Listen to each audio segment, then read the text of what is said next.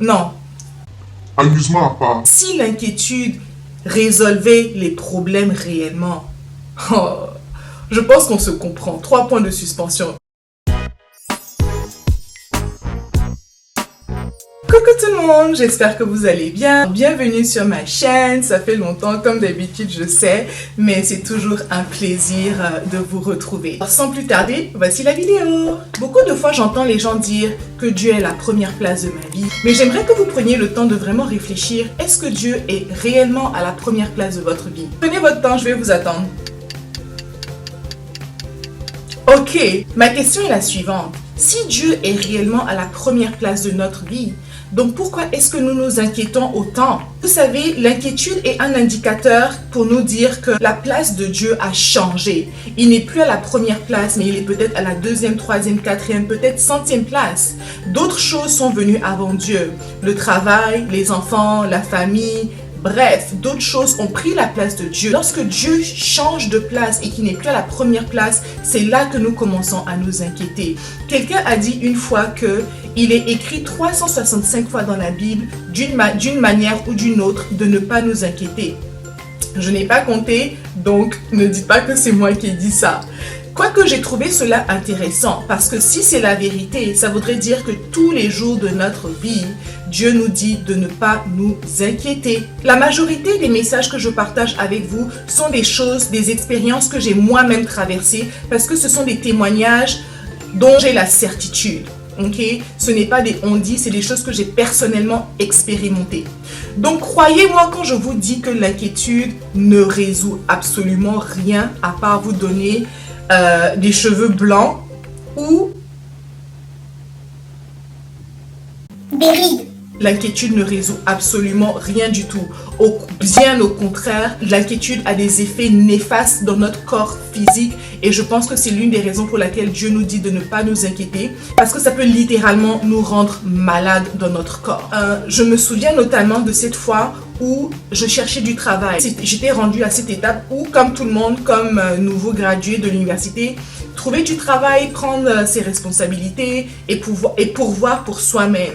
Et je n'en trouvais pas. J'ai passé des entrevues, j'ai postulé, c'est-à-dire j'ai fait tout ce qui était humainement possible pour trouver du travail et malheureusement, je n'en trouvais pas. Jusqu'à ce qu'un jour, après avoir passé une nuit blanche à pleurer, je me suis réveillée le matin et vous savez, des fois, ton cœur est tellement lourd d'émotions que tu ne sais même pas comment prier, tu ne sais même pas quel mot mettre sur les sentiments que tu ressens.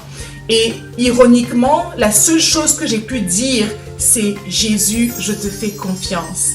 C'est tout ce que j'ai pu dire. J'ai dit « Jésus, je te fais confiance ». Et dès ce moment-là, j'ai commencé à changer mon attitude. J'ai commencé à faire des choses qui me plaisent. J'ai commencé à dire des choses qui me mettaient de bonne humeur, à faire des activités qui me mettaient de bonne humeur parce que la vérité est que quand tu es inquiet, c'est comme si le temps s'arrêtait et on est focalisé sur la chose qui nous inquiète. Mais dès que j'ai dit Jésus, je te fais confiance, c'est comme s'il y a eu un changement de mentalité, un changement d'attitude et c'est vraiment ce que j'ai commencé à pratiquer dans mon quotidien. Une fois que j'ai commencé à appliquer cela, en l'espace de quelques jours, grand maximum une semaine, j'ai reçu un courriel d'une compagnie pour laquelle j'avais fait une entrevue des semaines avant et ne m'avait jamais rappelé. Donc, tout d'un coup, cette compagnie m'envoie un message pour me dire que le poste est toujours disponible et que ma candidature a été retenue. Et si jamais je suis toujours intéressée par le poste, je peux commencer la semaine prochaine. Waouh! Je n'avais aucun mot. Comme je vous ai dit, Jésus fait toute la différence. L'inquiétude ne fait aucun changement. Et admettons que cette compagnie allait quand même appeler de toutes les façons. Tout ce temps que j'ai passé à m'inquiéter n'a fait que pourrir ma vie durant cette période. Parce qu'à la fin de la journée, ils m'ont contacté. Donc j'aurais pu passer ces jours, ces mois, ces semaines dans la joie et ils allaient me contacter au lieu de passer des nuits blanches à pleurer et à m'inquiéter pour avoir à la fin le même résultat. Vous comprenez à quel point est-ce que l'inquiétude ne sert à absolument rien. Mais moi, personnellement, dans mon cas, je crois que Jésus a fait toute la différence. Lorsque j'ai déclaré que Jésus, je te fais confiance, lui-même, il a fait bouger les choses. Parce que quand tu t'inquiètes, en fait, c'est une forme de foi pour dire que Seigneur, je ne te fais pas assez confiance pour régler ma situation. Personnellement, c'est comme ça que j'interprète l'inquiétude. L'inquiétude, pour moi, c'est dire à Dieu que je ne pense pas que tu sois assez grand pour intervenir. Tu comprenez? Donc, lorsque j'ai dit Jésus, je te fais confiance, il a dit ouais, ma fille, yes, finally, you get it. Et c'est lui-même qui s'est levé et il a intervenu.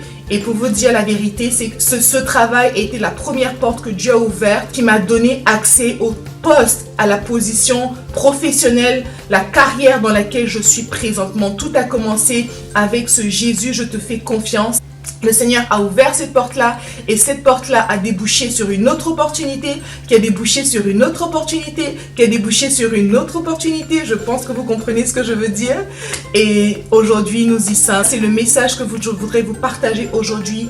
L'inquiétude ne sert absolument à rien. Faisons confiance à Jésus et c'est lui qui va faire toute la différence. Aussi, j'aimerais partager avec vous un chant qui m'aide beaucoup lorsque je ne sais pas prier.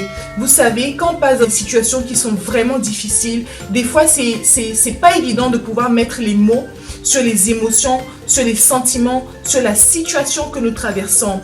Et un raccourci pour cela, c'est des fois le chant, l'adoration, la louange. Si vous n'avez pas de chant pour vous aider à passer au travers de certaines situations, je vous partage une chanson qui, moi, personnellement, je vais tout le temps à cette chanson lorsque je traverse des moments difficiles.